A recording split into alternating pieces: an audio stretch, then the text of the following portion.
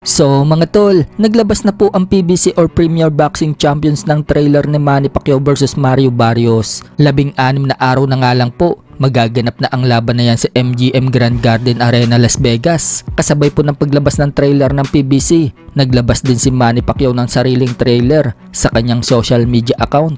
Pinakita po sa video mga tol ang ginagawang training ni Manny Pacquiao. Ang pagtakbo sa bundok, sit-ups, shadow boxing, mid session at iba't ibang training sa loob ng boxing gym. Pinapakita lang ni Manny Pacquiao kung gaano kabigat ang paghahanda na ginagawa niya. At mukhang seryoso talaga si Pacquiao at sa lahat ng nagdududa sa kanya, papatunayan niya na may ibubuga pa siya. May warning po kasi si Manny Pacquiao mga tol. Sa caption ng video na yan, sinabi ni Manny Pacquiao, "Age is just a number. I didn't come here for respect.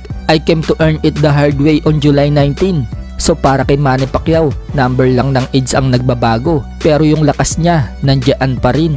At hindi lang daw pupunta si Manny Pacquiao sa Amerika para irespeto, nandiyan daw siya para kumita sa mahirap na paraan sa July 19. Kumpiyansa si Manny Pacquiao na magagawa niya ang plano niya pagkatapos ng laban dito kay Barrios. May natitira pa daw kasi siya ng 2 hanggang 3 laban. So para magawa yan ni Pacquiao, kailangan niyang baklasin ang WBC welterweight world champion na si Mario Barrios. Sa kabilang banda naman mga tol, alam na nga po ng karamihan na ikinakasan na ang laban ni Devin Haney versus WBO welterweight world champion Brian Norman Jr. na planong gawin sa buwan ng November sa Saudi Arabia. Agad nga pong binanatan si Devin Haney ng amo ni Brian Norman Jr. na si Top Rank CEO Bob Arum.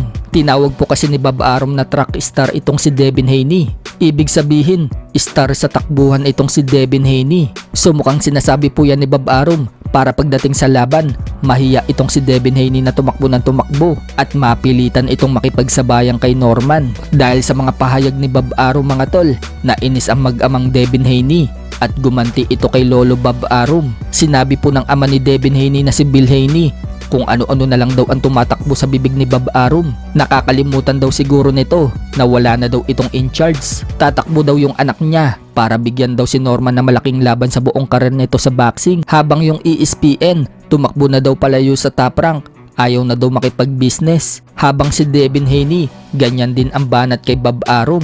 Sinabing dapat daw mag-alala si Bob Arum sa paglaho ng $90 million galing dito sa ESPN. At ngayon, wala na daw bang TV deal si Bob Arum? So dahil nasabi po yan na mag-amang Devin Haney, dahil tapos na ang kontrata ng Top Rank sa ESPN at wala pa silang nakikitang network na ipapalit dito sa ESPN para ipalabas ang boxing event ng Top Rank. Samantala, nagbigay naman po ng tip si Timothy Bradley mga tol kay Brian Norman Jr. kung paano talunin si Devin Haney. Ang dapat daw gawing training ni Norman para mahuli itong si Devin Haney, bumili daw ito ng manok na 3 hanggang 4 na titig $25 at kailangan daw ni Norman na huliin ng ilang mga manok.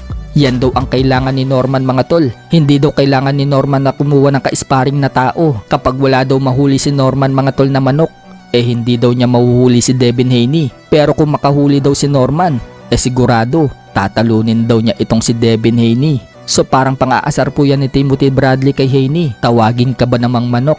Sa ngayon, wala pang sagot si Devin Haney sa pahayag ni Timothy Bradley.